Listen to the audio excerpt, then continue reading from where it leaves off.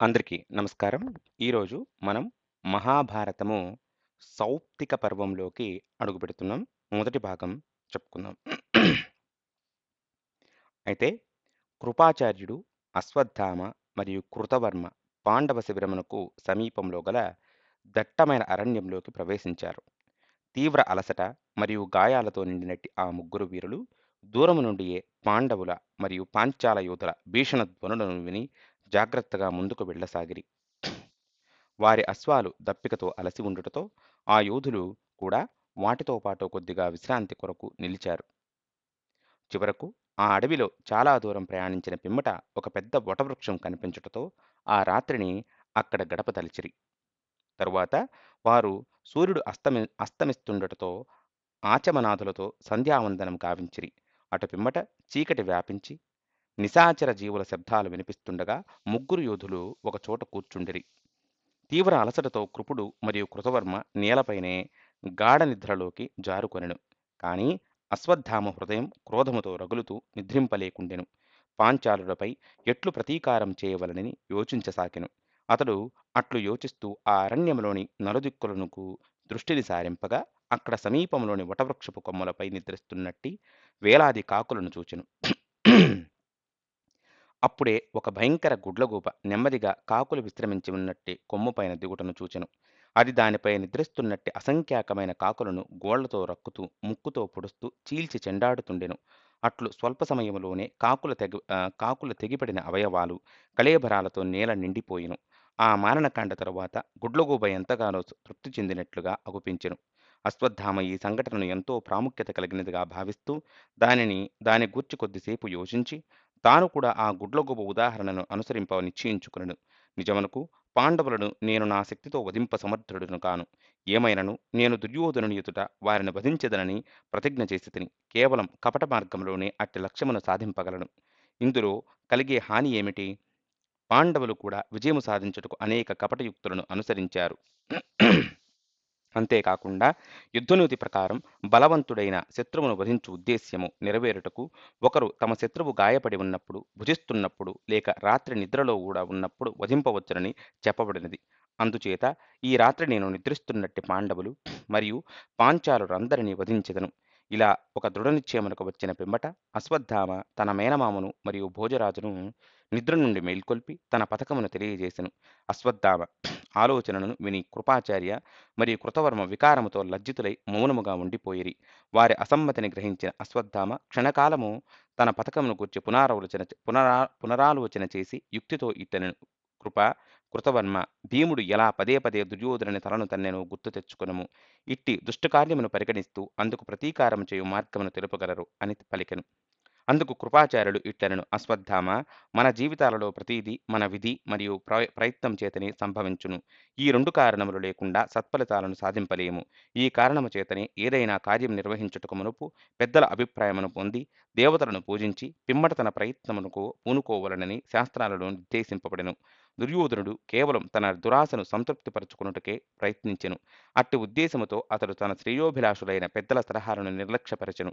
దానితో అతని దుష్టబుద్ధి మరియు ధర్మాత్ములైన పాండవుల పట్ల ఈర్ష్యాభావము చేత దుర్యోధనుడు పతనము చెందెను. అదే సమయంలో మనము కౌరవరాజు పక్షములో ఉందుమని ప్రతిజ్ఞ చేసినందున అతని దారుణమైన మరణమునకు ప్రతీకారం చేసే బాధ్యత కలదని నేను భావించెదను. ద్రోణపుత్ర, ఈ విషయాలన్నింటినీ గూర్చి ఆలోచించి కార్యాకార్యాలకు సంబంధించిన సందిగ్ధ స్థితికి గురైనందున ఇప్పుడు కర్తవ్య నిర్వహణ గూర్చి నిర్దేశింపలేకుంటిని. కనుక మనం వెంటనే హస్తినాపురమును చేరుకుని విదురుని, ధృతరాష్ట్రుని మరియు గాంధారిని సంప్రదించవలను. ఇట్టి పలుకులను వినిన అశ్వత్థామ మిక్కిలి ఆవేదనతో ఇట్లు బదులిచ్చెను: కృపాచార్య, ఎవరైనను కూడా ఇతరుల జ్ఞానము కంటే తమ జ్ఞానమునకి అధిక ప్రాధాన్యతను ఇచ్చెదరు. అందుచేత ఒకరు తమ అనుభవాల ఆధారముగా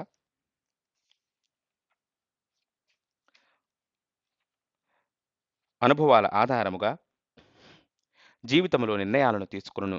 కనుకనే పాండవులను మరియు పాంచాలులను వారు నిద్రిస్తుండగానే వధింపవలనను ఆలోచన ద్వారా మాత్రమే నేను నా హృదయమును శాంతపరచగలను. నేను బ్రాహ్మణ కులములో జన్మించినను క్షత్రియ ధర్మమును అవలంబించితిని. అందుచేత నా తండ్రిని చంపిన దృష్టద్యుమ్నుని తలను ప్రతీకారముతో నలిపివేయుటే నా కర్తవ్యము. అది వినిన కృపాచార్యుడు ఇట్లు అర్థించెను. అశ్వత్థామ, దయచేసి ఈ రాత్రి విశ్రమించము. తెల్లవారిన పిమ్మట మన ముగ్గురము కవచాలను ధరించి ధర్మ మార్గములో పాండవులను ఎదురించెదము అని కోరెను. అశ్వత్థామ అసహనంతో ఇట్లు బదులిచ్చెను. కృపాచార్య, క్రోధము మరియు బాధతో నిండిన వానికి నిద్ర సాధ్యమని నీవు ఎలా భావిస్తుంటివి? నా తండ్రి ఎలా వధింపబడినో మరియు దుర్యోధనుని తొడలు ఎలా విరవబడినో తలుచుకుంటూ నేను పూర్తిగా క్రోధోన్మాదుడనైతిని. దృష్టద్యుమ్నుని మరియు పాంచాలులను సంహరించిన పిమ్మటనే నేను ఏదైనా శాంతిని సాధించెదను. అందుచేతనే నేను నా కార్యమును ఈ రాత్రికే నెరవేర్చుటకు దృఢనిశ్చయుడైనైతిని. అట్టి పాపపూరితమైన కార్యమును నెలకొనుటను నిరుత్సాహపరుస్తూ అట్టి కార్యము చేత గొప్ప అపకీర్తిని పొందుదమని వివరింపసాగెను. ఏమైనను అశ్వత్థామ ఇట్లు వాదించసాగెను. కృపాచార్య, పాండవులు ధర్మము అనే వంతెనను 100 ముక్కలు చేసిరి కనుక నేను ధర్మముగా ఎలా నడుచుకోగలను? అంతేకాకుండా నా ఈ ప్రతీకారములకు ఫలితముగా నేను మరజన్మలో కీటకముగానో పురుగుగానో జన్మించవలసి వచ్చినను అందుకు సమ్మతమే. కనుక ఎవరునూ నన్ను ఇప్పుడు నిరుత్సాహపరచలేరు. కనుక అట్లు చేసేందుకు ప్రయత్నిస్తూ నీ అమూల్యమైన శక్తిని వృధాపరచుకోరాదు. అట్లు పలికి అశ్వత్థామ తన రథమును సిద్ధము చేసుకుని వేగముగా బయలుదేరెను. అతడిని కృపాచార్యుడు మరియు కృతవర్మ ఆందోళనగా అనుసరింపగా అశ్వత్థామ త్వరలోనే పాండవుల శిబిర ద్వారమును చేరుకుని అక్కడ ఒక భారీ కాయం గల వింత జీవుడు కాపలా కాయుటను గమనించెను. అట్టి అద్భుత జీవి రక్తములో తడిసిన మృగచర్మమును ధరించి ఉండెను. ఒక పొడుగాటి సర్పము అతనికి జందముగా మెడలో వేలాడుతుండెను. అతని విశాలమైన శిరస్సు వేలాది కన్నులను కలిగి ఉండెను. మరియు ఆ కన్నుల నుండి, ముక్కు నుండి మరియు చెవుల నుండి నిప్పులు వెలువడుతుండెను. అశ్వత్థామ నిర్భయముగా ఆ అద్భుత జీవిపై తన దివ్యాస్త్రాలతో దాడి చేసెను. ఆ మానవాతీత జీవి ఆ అస్త్రములన్నింటినీ మృంగివేయగా అశ్వత్థామ ఒక భయంకర బల్యమును దానిపైకి విసిరెను. ఆ బల్యము ఆ మహాకాయునికి తగిలి ముక్కలగుటతో అశ్వత్థామ ఒక కాంతివంతమైన ఖడ్గమును కూడా విసిరెను. ఆ 5 కూడా అతని శరీరములోకి అదృశ్యమైపోయెను. చివరకు తన ఆయుధాలన్నీ సమాప్తమగుటతో ఏమి చేయవలెనో తోచక అశ్వత్థామ వాలిపోయిన ముఖముతో భయమునకు లోనయ్యెను. అప్పుడు అశ్వత్థామ తనలో తానిట్లు యోచించసాగెను. పెద్దల ఆదేశాలను వినని వారికి చివరికి విచారింపవలసి వచ్చునని కృపాచార్యుడు నన్ను ముందుగానే హెచ్చరించెను.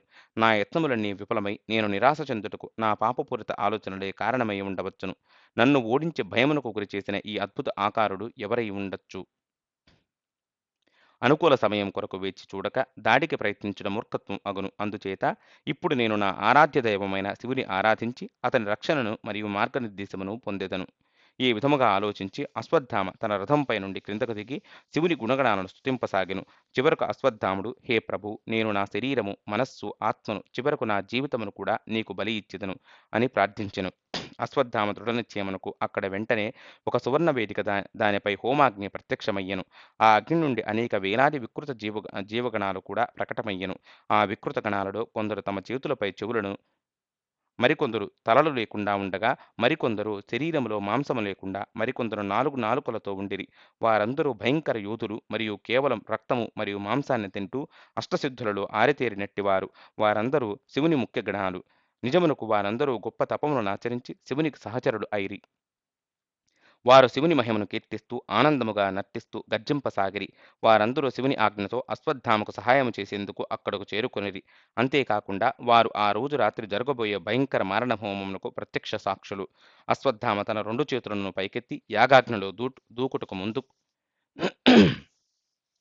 యాగాగ్నిలో దూకుటకు ముందుకు వెళ్ళగా శివుడు ప్రత్యక్షమై అతని ప్రయత్నాలను నిలువరించెను. శివుడు మందహాసము చేస్తూ ఇట్లనెను, అశ్వత్థామ, నాకు శ్రీకృష్ణ భగవానుని కంటెను ప్రియమైన వారెవరనూ లేరు. నిజమునకు శ్రీకృష్ణ భగవానుని ప్రేమ కారణము చేతనే నేను యుద్ధములో పాంచాలురుల రక్షణ కొరకు నా మాయాశక్తిని అనేక రకాలుగా వినియోగించి వారిని రక్షించితిని.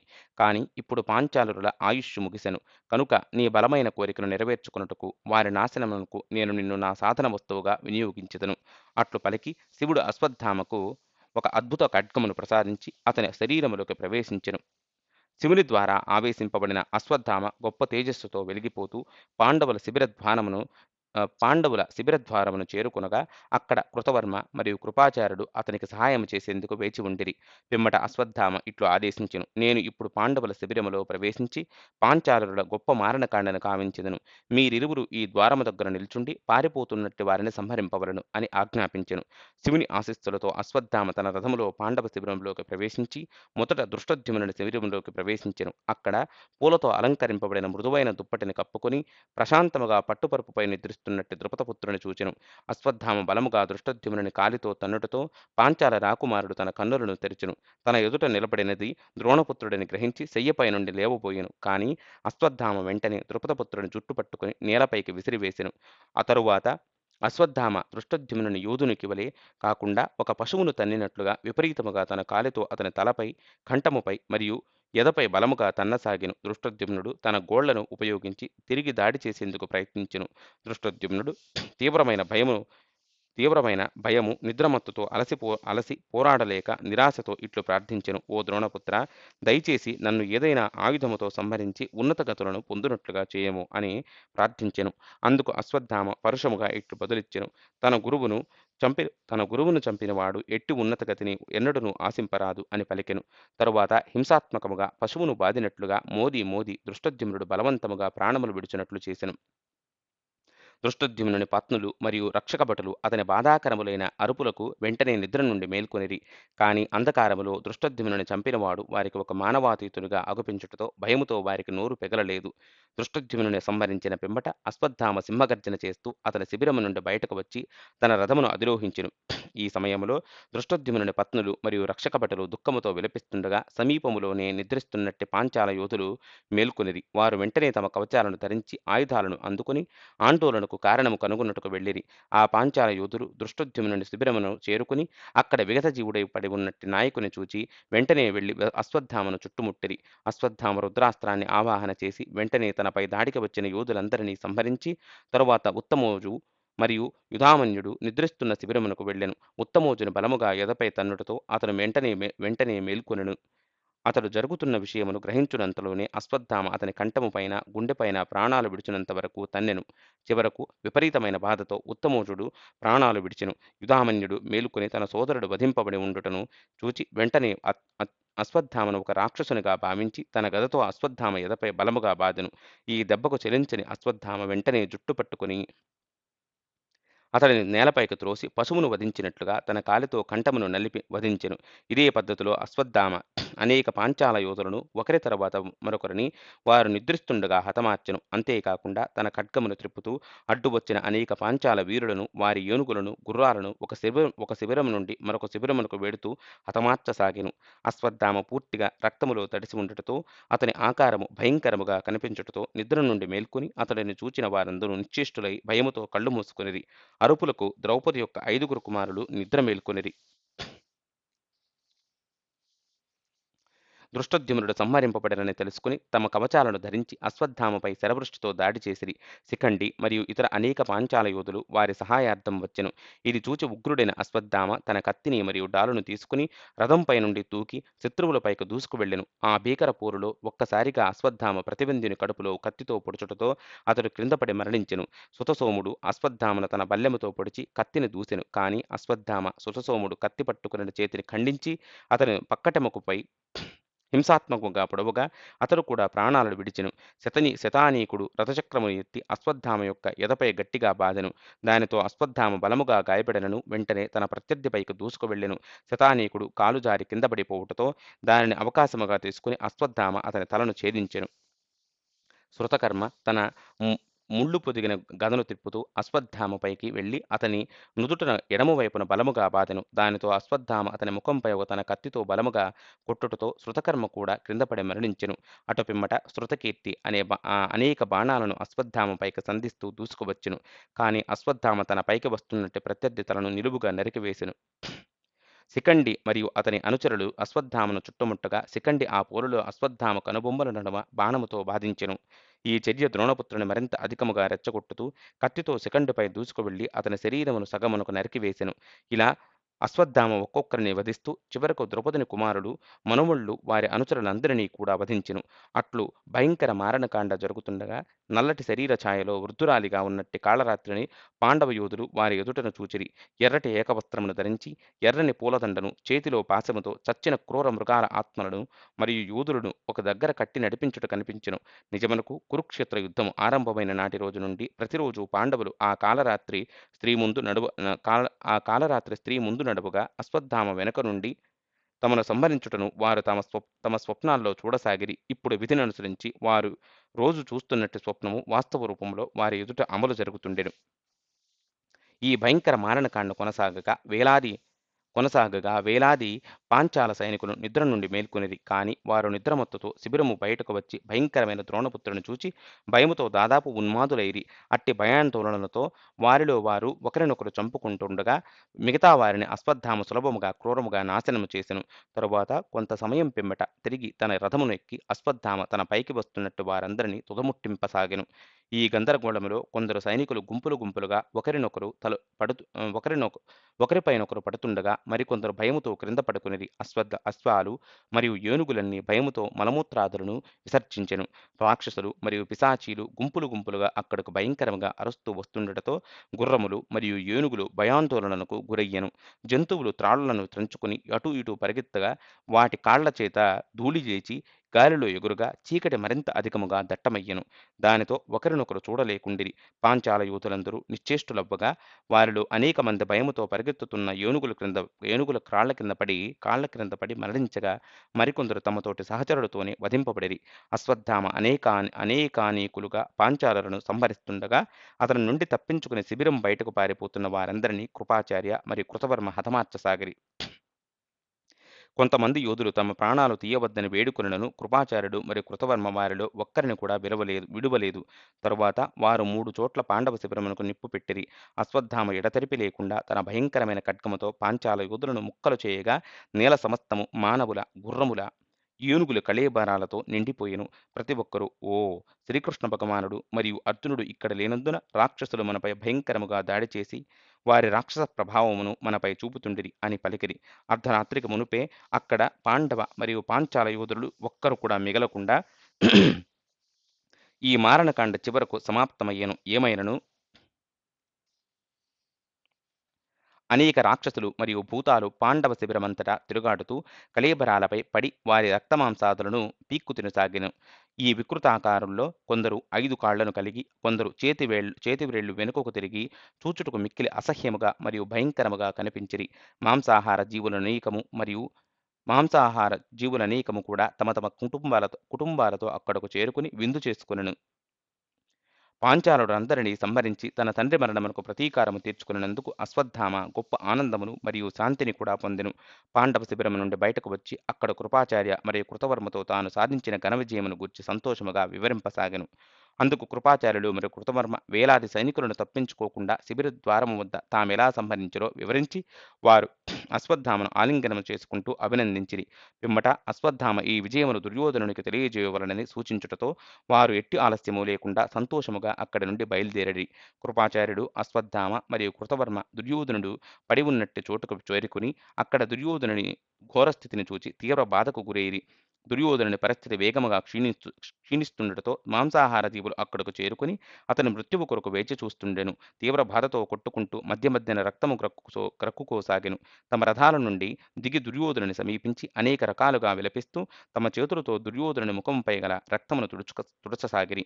తరువాత అశ్వత్థామ ఇట్లనెను: ఓ రాజా, నీవు త్వరలోనే స్వర్గములో స్థానమును సాధింపబోతున్నందున నేను నీ కొరకే విచారింపను. కాని తమ సంతానము మరియు రాజ్యమును కోల్పోయి ఇప్పుడు ఎలా నీ తల్లిదండ్రులు ఈ లోకములో ప్రకృతి భీకర దాడులను సహిస్తూ భిక్షాటకులై తిరుగాడుదురో తలచుకునిచో బాధ కలుగుచుండెను. ఓ దుర్యోధన, నీవు స్వర్గమును చేరుకుని పిమ్మట దయచేసి నీవు నా తండ్రికి నేను దృష్టద్యుమ్నుడు మరియు పాంచాల వీరులందరూ తమ శిబిరాలలో సురక్షితముగా నిద్రిస్తున్నట్టు సమయంలో వధించితనని తెలియజేయము. ఇప్పుడు శత్రువర్గంలో శ్రీకృష్ణ భగవానుడు, సాత్యకి మరియు పాండవులతో కలిసి కేవలం 7 మాత్రమే మిగిలి ఉండిరి. దుర్యోధనుడు దాదాపుగా అచేతన స్థితిలో ఉన్నప్పటికీ ఈ శుభవార్తను విని తిరిగి చైతన్యమును పొందుతూ ఇట్లు పలికెను: అశ్వత్థామ, భీముడు, ద్రోణుడు మరియు కర్ణుడు సాధింపలేని దానిని నీవు నేడు సాధించితివి. ద్రోణపుత్ర, మనమందరము తిరిగి మరొకసారి స్వర్గములో కలుసుకుందామని ఆశిస్తుంటిని. అట్లు పలిక దుర్యోధనుడు కొంత సమయం మౌనముగా ఉండిపోయెను. పిమ్మట మరణించిన వారందరి పట్ల దుఃఖాన్ని విడిచి కౌరవరాజు తన భౌతిక శరీరమును విడిచిపెట్టెను. కృపుడు, అశ్వత్థామ మరియు కృతవర్మ దుర్యోధనుని మృతదేహమును పదే పదే ఆలింగనము చేసుకుంటుండగా అతడు స్వర్గమునకు ప్రయాణించెను. అటు పిమ్మట వారు కూడా తమ రథములను అధిరోహించి బయలుదేరిరి. సంజయుడు ఇట్లు పలికెను: ఓ ధృతరాష్ట్రా, నేను జరిగిన వాటన్నింటినీ చూచి తీవ్ర బాధతో తెల్లవారేసరికి హస్తినను చేరుకుంటిని. ఓ రాజా, దుర్యోధనుడు శరీరం విడిచినంతనే నా గురువు వ్యాసదేవుని ద్వారా ప్రసాదింపబడిన దివ్యదృష్టి కూడా ఉపసంహరింపబడెను. అశ్వత్థామ పాంచాలురుల మారణకాండ పిమ్మట తెల్లవారుజామున దృష్టద్యుమ్నుడి రథసారథి పాండవులు మరియు శ్రీకృష్ణ భగవానుడు నివసిస్తున్నట్టు ఓఘవతీ నది తీరమును చేరుకునిది. యుధిష్ఠిర మహారాజుకు నమస్కరించిరి. పిమ్మట అక్కడ జరిగిన ఘోర మారణకాండను గూర్చి క్లుప్తముగా వివరించి ఇట్లు పలికెను: ఓ రాజా, కేవలం నేనొక్కడనే బ్రతికి ఉంటిని. అది కూడా కృతవర్మ అలక్ష్యముగా ఉన్నట్టి సమయములో ఏదో విధముగా తప్పించుకుని బయటపడితిని. యుధిష్ఠిరుడు తన కుమారుల మరణవార్తను విని శోకముతో నేలపై పడి రోధింపసాగెను. సాత్విక పరిగెత్తి అతడిని తన చేతులతో లేవనెత్తగా మిగతా పాండవులు కూడా వెంటనే అతడిని చుట్టుముట్టిరి. స్పృహలోకి వచ్చిన యుధిష్ఠిరుడు ఇట్లు విలపింపసాగెను: అయ్యో, తమ శత్రువులను జయించిన వారు కూడా నేడు రక్షణ లేకుండా నశించిరి. భీష్ముడు, ద్రోణుడు మరియు కర్ణుని దాడులన్నింటినీ ఎదుర్కొని బయటపడిన వారు నేడు యుద్ధములో కాకుండా నిద్రలో ఉన్నప్పుడు ప్రాణాలు కోల్పోవుట నమ్మశక్యముగా లేదు. దీని నుండి నేడు అజాగ్రత్త అనేది గొప్ప వినాశనమును కలిగించునని గ్రహింపగలిగితిని. తరువాత యుధిష్ఠిరుడు ఇట్లు ఆజ్ఞాపించెను: నకుల, నీవు వెంటనే వెళ్లి ఉపప్లావ్యములోని ద్రౌపదిని ఇక్కడకు తీసుకురమ్ము. తన కుమారుల మరియు తన సోదరుని మరణవార్తను తెలుపవలెను.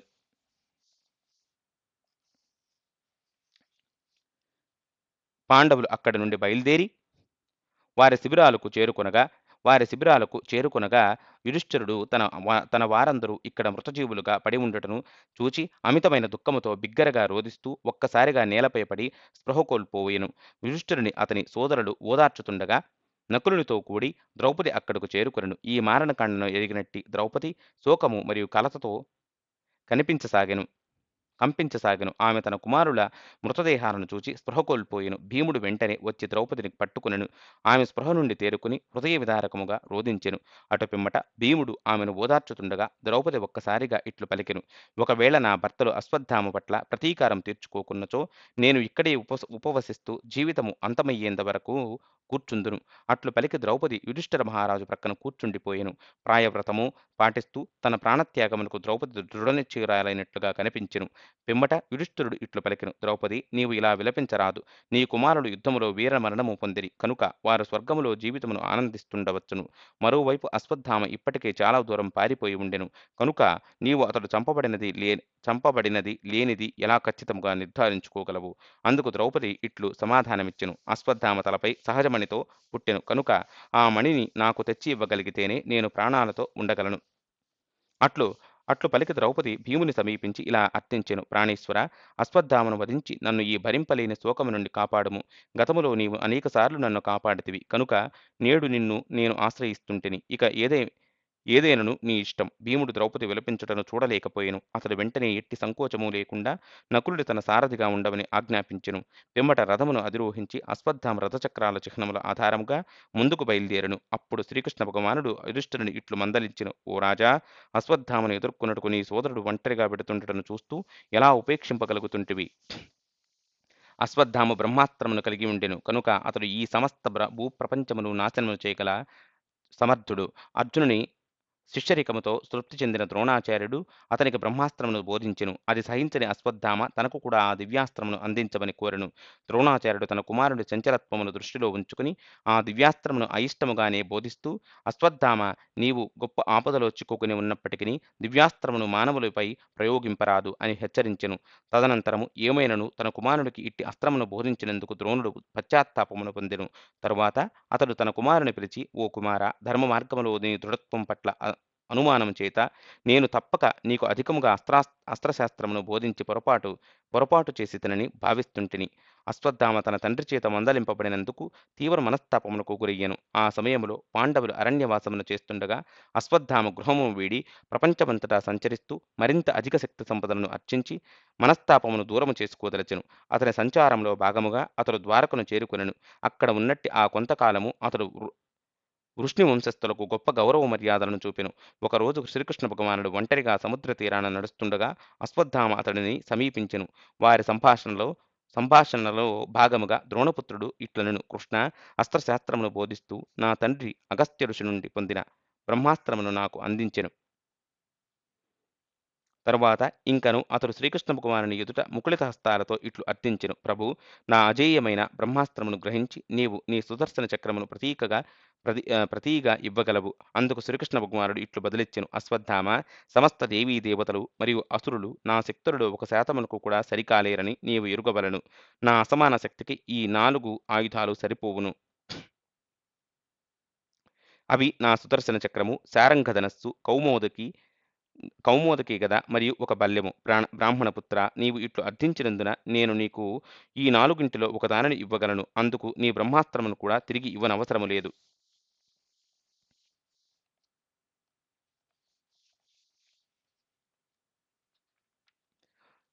శ్రీకృష్ణ భగవానుడు ఈ విధముగా గర్వితుడైన అశ్వత్థామతో పలికి అతనిని అత్యాశకు గురి చేసెను. అప్పుడు ద్రోణసుతుడు వెంటనే ఇట్లు ధైర్యముగా పలికెను: నాకు నీ సుదర్శన చక్రము కావలను.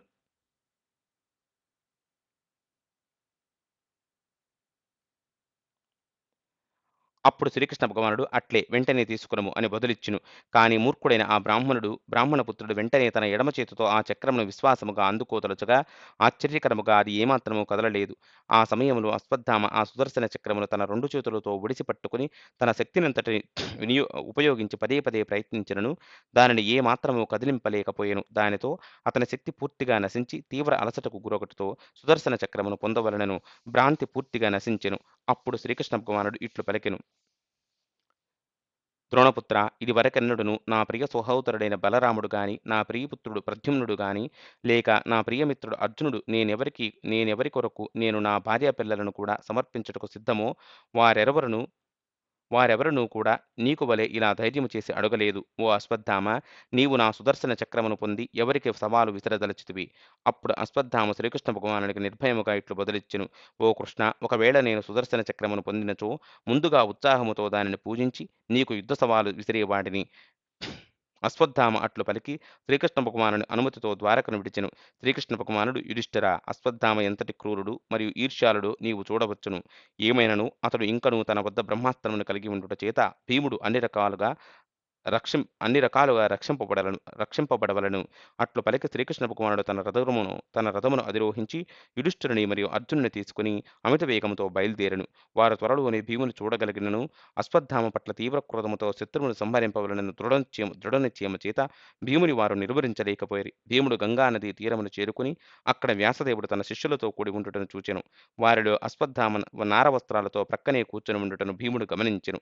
శ్రీకృష్ణ భగవానుడు, యుధిష్ఠిరుడు మరియు అర్జునుడు భీముని అనుసరిస్తూ వెడుతుండగా అతడు తన ధనుర్బాణాలతో పరుషముగా సవాలు చేస్తూ అశ్వత్థామ వైపునకు దూసుకువెళ్ళెను. అశ్వత్థామ తన చివరి గడియలు సమీపించనని భావించినను నిర్భయముగా తన ఎడమ చేతిలోకి కుశాదర్భను తీసుకుని దానిని బ్రహ్మాస్త్ర మంత్రాలతో ఆవాహన చేసెను. పిమ్మట ఈ దివ్యాస్త్రము పాండవులను నాశనము చేయుగాక అని విడిచెను. ఒక్కసారిగా ఆ కుశాదర్భలో అగ్ని వెలువడి అన్ని దిక్కుల వ్యాపిస్తూ అది ముల్లోకాలను దహించబోతున్నట్లుగా కనిపించసాగెను. శ్రీకృష్ణ భగవానుడు మొదటి నుండి అశ్వత్థామ ఉద్దేశమును ఎరుగును. అతడు అర్జునునితో తన బ్రహ్మాస్త్రమును ప్రయోగించి అశ్వత్థామ బ్రహ్మాస్త్రమును తటస్థీకరించవలసినదిగా ఆదేశించెను. దానితో అర్జునుడు తన రథము నుండి క్రిందకు దిగి తన గురుపుత్రునికి మరియు తన సోదరులకు శుభము కలుగుగాక అని సకల దేవతలకు మరియు పెద్దలకు ప్రణమిల్లి తన బ్రహ్మాస్త్రమును విడిచెను. ఆ దివ్యాస్త్రము కూడా ప్రళయాగ్నిక వలె జ్వలిస్తూ అన్ని దిక్కులకు అగ్నిజ్వాలలను విస్తరింపజేస్తుండెను. ఆ సమయములో వేలాది ఉల్కలు ఆకాశము నుండి అటు ఇటు రాలుట కనిపించెను. ఉరుములు మెరుస్తూ భూమి కంపించసాగెను. ఈ లోకములోని జీవరాశులు సమస్తము భయభ్రాంతులను గురువుతుండటను చూచిన నారదుడు మరియు వ్యాసుడు వెంటనే 2 బ్రహ్మాస్త్రాల నడుమ నిలిచి వాటి ప్రభావమును గ్రహింపసాగిరి. ఈ మిక్కిలి శక్తి సంపన్నులైన ఈ ఇరువురు ఋషులు అర్జునుడిని మరియు అశ్వత్థామను మందలిస్తూ ఇట్లు పలికిరి: ఇట్టి అస్త్రము కురుక్షేత్ర యుద్ధములో ఎన్నడూనూ వాడలేదు. ఇక ఇప్పుడు వాటిని ఆవాహన చేసేందుకు ఏమి అవసరం కలిగెను? మీ ఇరువురు మీ దివ్యాస్త్రాలను వెంటనే ఉపసంహరించుకోవలసినదిగా ఆజ్ఞాపిస్తుంటిమి. మా ఆజ్ఞను వెంటనే నెరవేర్చగలరు. అందుకు అర్జునుడు ఇట్లు బదులిచ్చెను: ఓ ఋషులారా, అశ్వత్థామ మొదట బ్రహ్మాస్త్రమును ప్రయోగించినందున నాకు కూడా ప్రయోగించవలసి వచ్చెను. నేను నా బ్రహ్మాస్త్రమును ఉపసంహరించుకున్నచో అతడు ప్రయోగించిన బ్రహ్మాస్త్రము తప్పక మనలందరినీ నాశనం చేయును. కనుక పాండవులు మరియు ప్రళయాగ్ని చేత బాధింపబడుతున్న జీవులన్నింటి సంక్షేమమును చూడగలరని నేను మీ ఇరువురి ఋషిశ్రేష్ఠులను అర్థిస్తుంటిని. అట్లు పలికి అర్జునుడు తన బ్రహ్మాస్త్రమును ఉపసంహరించుకొనెను. ఈ విధముగా బ్రహ్మాస్త్రమును కేవలం ఇంద్రుడు మరియు అర్జునుడు మాత్రమే ఉపసంహరించుకోగల సామర్థ్యమును కలిగి ఉండిరి. ఎందుకనగా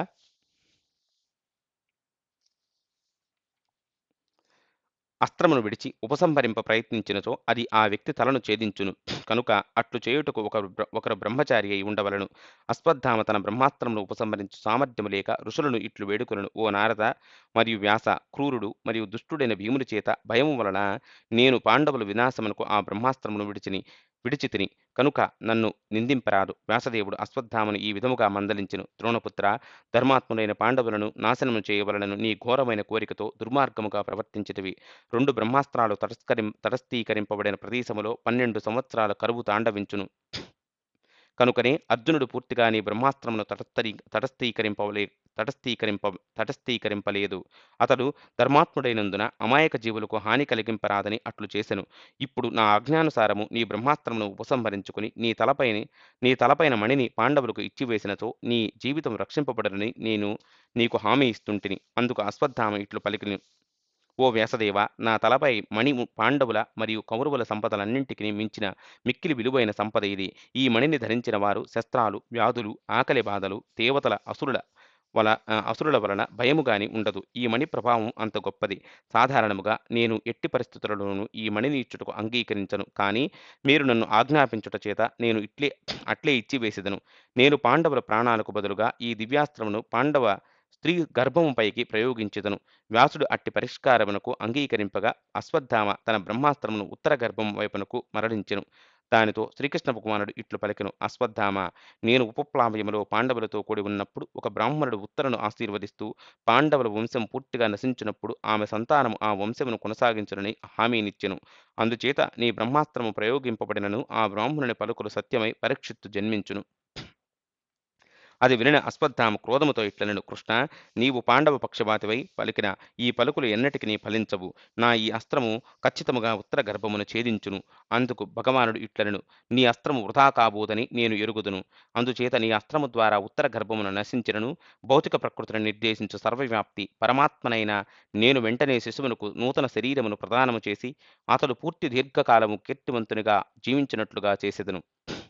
అశ్వత్థామ, నీవు పాపాత్ముడు, పిరికివాడవు, శిశుహంతకుడవు. అందుకు ఫలితముగా నీవు ఈ లోకములో ఎవరి సాంగత్యము లేకుండా, ఎవరితో మాట్లాడుటకు అవకాశము లేకుండా సంచరిస్తూ జీవించెదవు. నిజమునకు నీవు అలా ఏకాకిగా తిరుగాడుతున్నప్పుడు నీ శరీరము నుండి రక్తము, చీము, దుర్గంధము వెలువడుటతో ఎవరూ నిన్ను సమీపించలేరు. మరోవైపు పరీక్షిత్తు దీర్ఘాయువుతో 60 సంవత్సరాలు జీవించి ఈ భూమిని పరిపాలించి అద్భుత రీతిలో తన శరీరమును విడుచును. అప్పుడు వ్యాసదేవుడు ఇట్లు నిర్ధారిస్తూ పలికెను. అశ్వత్థామ, శ్రీకృష్ణ భగవానుడు పలుకులు తప్పక సత్యమగును. అట్లు వినిన అశ్వత్థామ ఏమాత్రము నిరాశ చెందక తాను చిరంజీవిని పరమశివుడు అశ్వత్థామకు చిరంజీవిగా జీవించు వరమును అందించి ఉండెను. చిరంజీవిని ఇప్పుడు ఇక నుండి మానవులలో కేవలం మీతో పాటు మాత్రమే నివసించదరని పలుకుతూ ఆనందించెను. చివరికి తన తలపై మణిని పాండవులకు అందించి అరణ్యమునకు బయలుదేరెను. వ్యాసదేవుడు మరియు నారదునితో కూడి శ్రీకృష్ణ భగవానుడు మరియు పాండవులు ద్రౌపది ఉపవాస దీక్ష చేస్తున్నట్టి ప్రదేశమును చేరుకొనిరి. వారందరూ తీవ్ర ఆవేదనతో గల ద్రౌపదిని సమీపించిరి. భీముడు అశ్వత్థామ తలపైన మణిని ఆమెకు అందించెను. జరిగిన కథనంతటినీ వివరించి భీముడు ఇట్లనెను. ద్రౌపది, కేవలం అశ్వత్థామ శక్తియుక్తులను మాత్రమే కాకుండా మన గురుపుత్రుడని పరిగణిస్తూ అతనిని విముక్తి చేసితిమి. ఉపప్లావయములో ఉన్నప్పుడు నీవు మమ్మలను మరియు శ్రీకృష్ణ భగవానుని సంధి ప్రయత్నాలు చేస్తున్నందుకు నిందించితివి. ఇప్పుడు నీవు నీ దుఃఖమును విడుచుము. ఎందుకనగా దుర్యోధనుడు మరియు అతని సహచరులు మరణించిరి. చివరికి ద్రౌపది శాంతించి ఇట్లు పలికెను. భీమా, నా కుమారుల మరణమునకు ప్రతీకారమును ఆశించితిని. కానీ నేను ఇప్పుడు మన గురుపుత్రుడు విముక్తి పొందినని విని సంతోషిస్తుంటిని. మహారాజా, మీరిప్పుడు అందరి శుభము కోరి ఆ మణిని తలపై ధరించగలరు.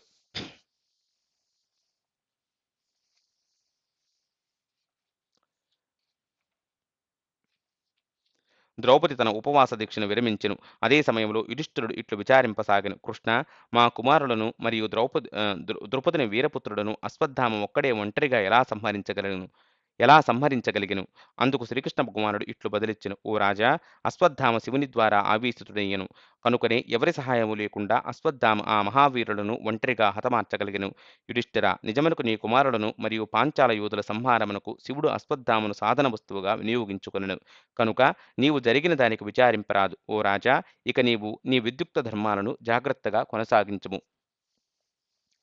ఇంతటితో సౌప్తిక పర్వము సమాప్తము. తర్వాత పర్వం స్త్రీ పర్వాన్ని తరువాత వీడియోలో చెప్పుకుందాం. అయితే మీకు ఈ కథ నచ్చినట్లయితే నవర్షి స్టోరీ కార్నర్‌ని సబ్స్క్రైబ్ చేసుకొని 10 మందికి షేర్ చేయగలరు.